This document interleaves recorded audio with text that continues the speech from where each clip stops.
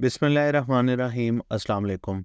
आज मैं आपके साथ इंट्रोडक्शन टू मैपल सीरीज़ के लेसन नंबर 3 में हाज़िर हूँ।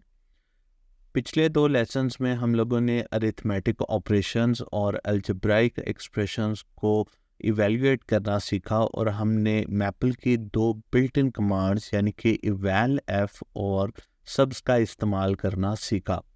आज का लेसन हमारा जो है वो बेस करता है वन वेरिएबल पॉलिनोमियल्स के ऊपर। वन वेरिएबल मैं इस वजह से कह रहा हूँ क्योंकि हम लोग इसमें मल्टी वेरिएबल पॉलिनोमियल्स को भी डिफ़ाइन कर सकते हैं। तो वन वेरिएबल पॉलिनोमियल्स को डिफ़ाइन करने के लिए सबसे पहले मैं यहाँ पर अपने लेसन को नंबर कर देता हूँ। इट इज़ लेसन नंबर 3 और मैं थोड़ा सा इसको हाईलाइट कर लूँ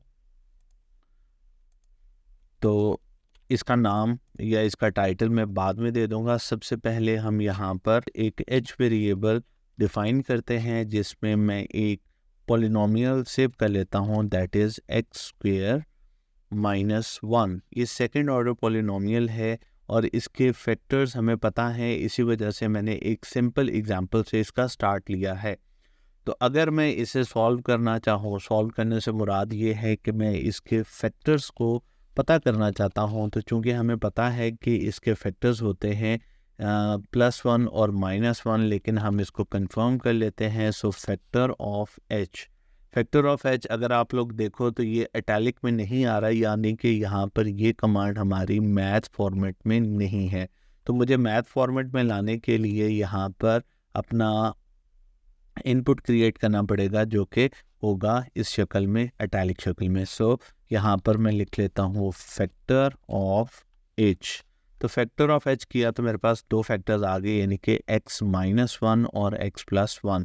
इसी तरह से अगर मैं सॉल्व की कमांड इस्तेमाल करूँ तो सॉल्व की कमांड को इस्तेमाल करने के लिए मुझे दोबारा से यहाँ पर अपना मैथ का इनपुट ऑन करना था।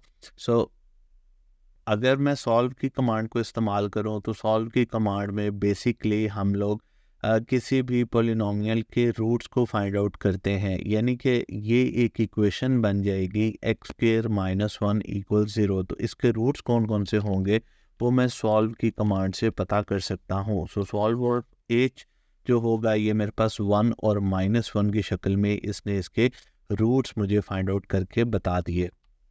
इसी तरह से अगर मुझे किसी एक्सप्रेशन को या किसी पॉलिनोमियल को एक्सपेंड करना है, मेरे पास कोई से भी 2 फैक्टर्स हैं मिसाल के तौर पर, उनको मैं जे में सेव कर लेता हूँ और मेरे पास होंगे लेट्स से x³ -5x² + 2 और इसको मैं मल्टीप्लाई करना चाहता हूँ।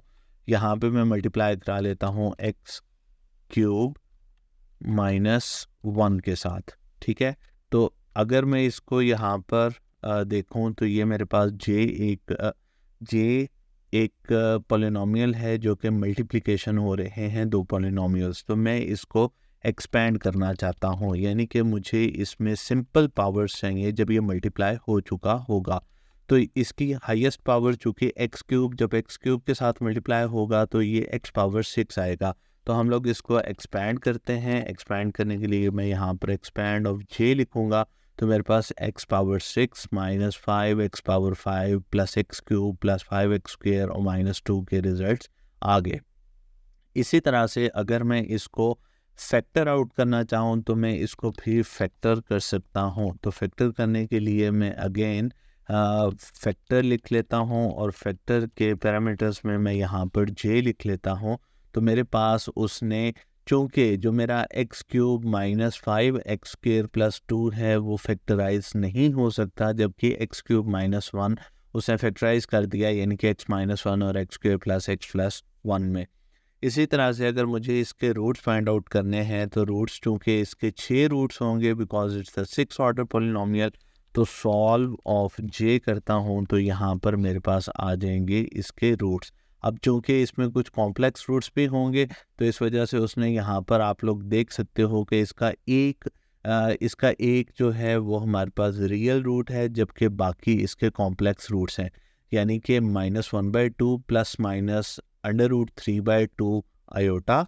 और इसी तरह से हमारे पास और भी बाकी रूट्स हैं जो कि कॉम्प्लेक्स रूट्स की शक्ल में हमारे पास यहाँ पे मौजूद है। तो इस तरह से हम लोग डिफरेंट कमांड्स का इस्तेमाल करते हुए, डिफरेंट ऑपरेशंस करते हुए हम लोग अपने पॉलिनोमियल्स को लिख भी सकते हैं, उनको फैक्टर आउट भी कर सकते हैं, उन्हें सॉल्व भी कर सकते हैं और उन्हें एक्सपैंड भी कर सकते हैं। सो ओवरऑल आज के लेसन में हम लोगों ने सीखा पॉलिनोमियल्स एंड वन वेरिएबल। और इसमें अभी तक हम लोगों ने जो कमांड्स यूज़ की वो थी फैक्टर कमांड, इसके बाद हम लोगों ने यूज़ की सॉल्व कमांड और इसके बाद हमने यूज़ की एक्सपैंड कमांड। इसके साथ साथ हम लोग एक और कमांड या एक और चीज़ जो कि बहुत ज़्यादा इम्पॉर्टेंट होती है थ्रू आउट, जब भी हम पॉलिनोमियल्स को या अलजेब्राइक एक्सप्रेशंस को लिखते हैं या उनके बारे में बात करते हैं, और वो होती है उनकी विजुअलाइजेशन।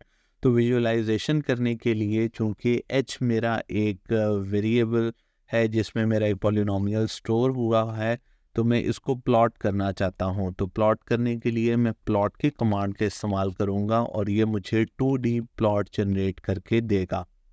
तो 2D प्लॉट के लिए प्लॉट की कमांड का इस्तेमाल करता हूँ। इसमें h वेरिएबल रखता हूँ क्योंकि उसमें x² स्टोर्ड है, और x को मैं यहाँ पर एक रेंज दे देता हूँ कि x कहाँ से कहाँ तक होगा। तो बिल फर्स्ट मैं उसको ले लेता हूँ -1, और उसके बाद डबल डॉट्स का इस्तेमाल करते हुए मैं इसकी लिमिट्स बता दूंगा, यानी कि -1 से 1 तक। तो ये मेरे पास यहाँ पर इसने प्लॉट जो है वो जनरेट कर देना है, और ये मेरे पास एक प्लॉट जनरेट हो चुका है। मैं इस लिमिट्स को इंक्रीज़ कर देता हूँ, यहाँ पर -10 से इसको लेट से 5 कर देता हूँ, तो हमारे पास इस तरह से इसका प्लॉट जनरेट हो चुका है। इसी तरह से अगर मैं अपना जिसमें मैंने जे वेरिएबल में एक बड़ा पॉलिनोमियल सेव किया था, यानी कि 6 ऑर्डर पॉलिनोमियल सेव किया था, तो सिंपली मैं यहाँ पे प्लॉट की कमांड में h की जगह j रख लेता हूँ, तो यहाँ पर उसने मुझे उसका प्लॉट भी जनरेट करके दे दिया। तो इस तरह से हम लोग डिफरेंट प्लॉट्स जो हैं वो जनरेट कर सकते हैं, जिसको हम लोग बाद में सीखेंगे कि मुख्तलिफ़ तरह के प्लॉट्स की कमांड को हम लोग किस तरह से कस्टमाइज़ कर सकते हैं, और डिफरेंट एक ही विंडो में या एक ही ग्राफ में हम मल्टीपल प्लॉट्स भी किस तरह से कर सकते हैं। बल्कि उसको भी मैं यहीं पे कर देता हूँ, और इसके लिए मैं यहाँ पर 2 कमांड्स लिख लेता हूँ, दैट इज़ h और यहाँ पे मैं लिख लेता हूँ j, और इनको मैं स्क्वायर ब्रैकेट्स में इनक्लोज कर देता हूँ ताकि ये एक सिंगल पैरामीटर कहलाए। सो h और j, और मैं दोनों की वैल्यूज़ जो हैं वो -10 से 10 कर देता हूँ। तो इस तरह से मेरे पास 2 डिफरेंट प्लॉट्स जनरेट तो हो गए हैं, लेकिन मैं उनको आइडेंटिफाई नहीं कर पा रहा कि दोनों में से कौन सा कहाँ पर किस तरह से शोर हो रहा है, बिकॉज़ दोनों का ऑर्डर बहुत ज़्यादा डिफरेंस कर रहा है। सो यहाँ पर मैं अगर बिलफर्स h को h ही रहने देता हूँ बिकॉज़ इट इज़ x² -1, तो यहाँ पर मैं x² और +1 को प्लॉट कर लेता हूँ। तो इस तरह से मेरे पास 2 डिफरेंट प्लॉट्स 2 डिफरेंट कलर्स में मेरे पास यहाँ पर मौजूद हो गए हैं। इस कमांड को इस अंदाज से इस्तेमाल करने का फ़ायदा ये है कि हम वेरिएबल में विदाउट स्टोरिंग द फंक्शन या पॉलिनोमियल हम उनको भी डायरेक्टली प्लॉट कर सकते हैं। सो ओवरऑल लेसन नंबर 3 को हम लोग यहाँ पे वाइंड अप करते हैं, और यहाँ पर मैं प्लॉट की कमांड का भी इस्तेमाल साथ में लिख देता हूँ कि आज हम लोगों ने पॉलिनोमियल्स इन वन वेरिएबल में फैक्टर्स और सॉल्व करना, एक्सपैंड करना और प्लॉटिंग हम लोगों ने सीखी for different polynomials. Thank you so much.